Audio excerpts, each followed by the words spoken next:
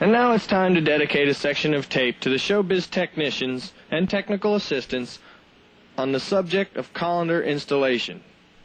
We'll be using Billy Bob as an example installation, but keep in mind all colanders are installed by the same procedures. How's it look? Any questions? No, seriously. Let's look at the tools involved with installing a colander. The first tool you'll need is a tape measure for locating the hole in the skull.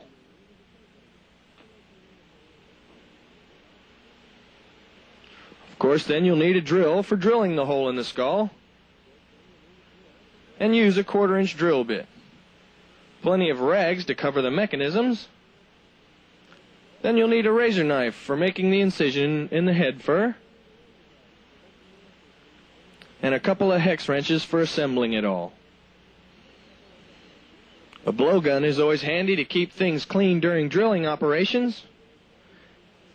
And the threaded rod, of course, which is supplied with your colander, with lock washers, hex nuts, and flat washers. You'll need a pen to mark the hole, and you'll find the location of the hole using your written directions. Here's Billy Bob's colander. It has been installed previously, so it already has a hole in it.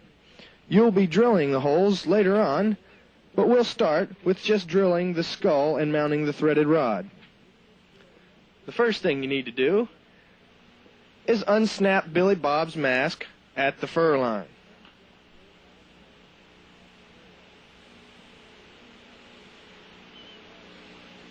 Then you'll also need to unsnap the snaps that are holding the mask to the skull. Once this is completed, pull the mask forward out of the way to gain access under the skull. You'll want to cover all the air cylinders with rags to prevent any fiberglass particles from getting on the piston shafts.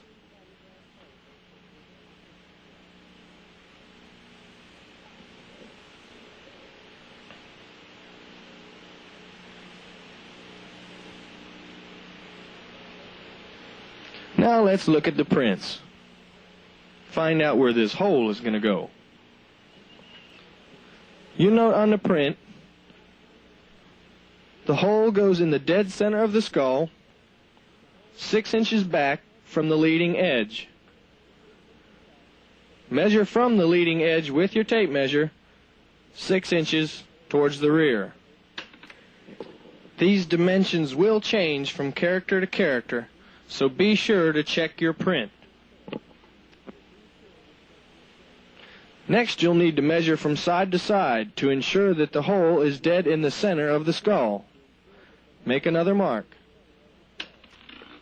Now you're ready to drill the skull. Be careful not to drill too deep, as we don't want to damage any internal mechanisms. After the drilling operation, you want to blow off all the fiberglass dust to prevent them from getting into any internal mechanisms.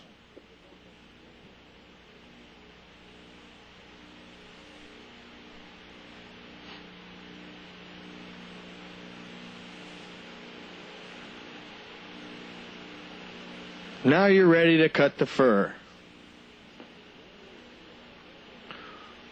Pull the fur back into place as it would be if it was completely snapped up.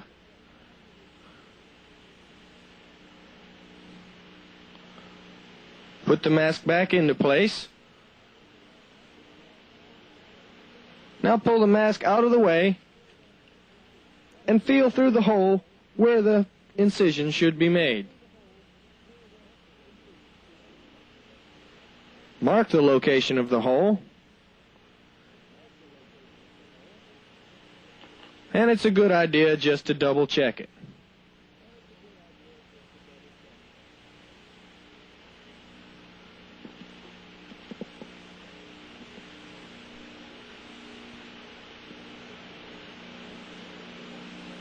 Now with a razor knife, make a small incision. Be careful not to make any large incisions or not to tear any material. Just a hole big enough to get the threaded rod through. Now it's time to install the threaded rod. Assemble your installation hardware as shown.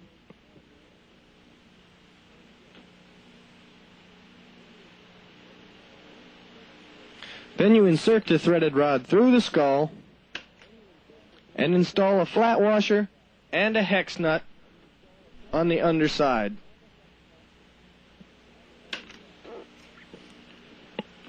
Tighten these hex nuts against each other to lock the threaded rod onto the skull. Please note that the threaded rod does not extend into the skull past the hex nut. The threaded rod should be flush. Now you're all done with Billy Bob and you can button him back up.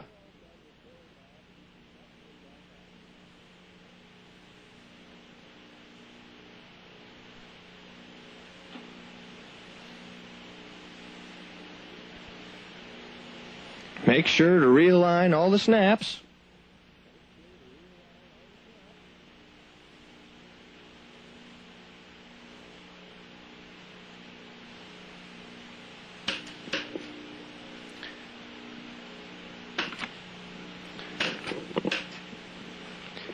And now, if your colander was pre-drilled, as ours was, it would be time to install it on the character. Use the hex nut, flat washers, and lock washers to lock the threaded rod into the colander as you did the skull.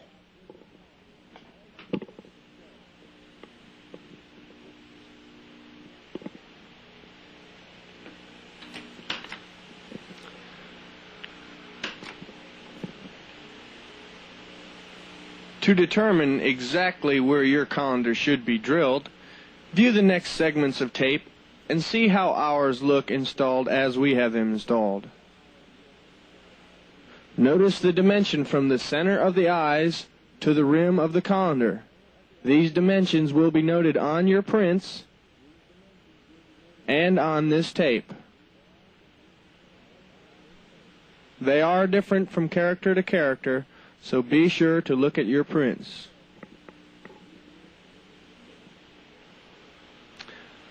Note the clearance cuts made in the colanders for the characters with ear movements.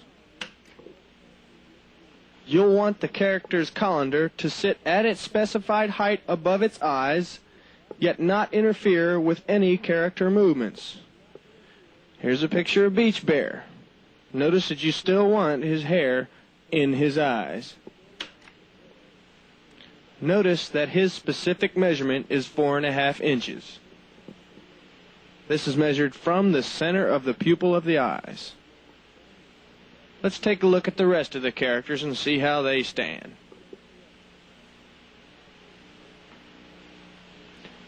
Here's the Grand Poobah of colanders. He's sitting down at a slim 3.5 inches above the eyes.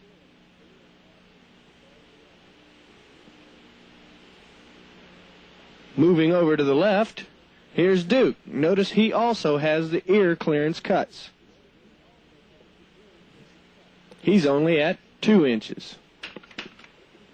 Duke is a little different from the other characters. His colander is held on by the same screws that hold his hat on. You'll have to make 2 clearance holes in Duke's colander. Please note that his ears don't rub. And almost last but not least, Little Earl. He's only got about 1 inch space above his eyes to the colander. But as long as the colander doesn't interfere with his eyebrow movement, no harm done. You probably thought we were going to forget all about Looney Bird.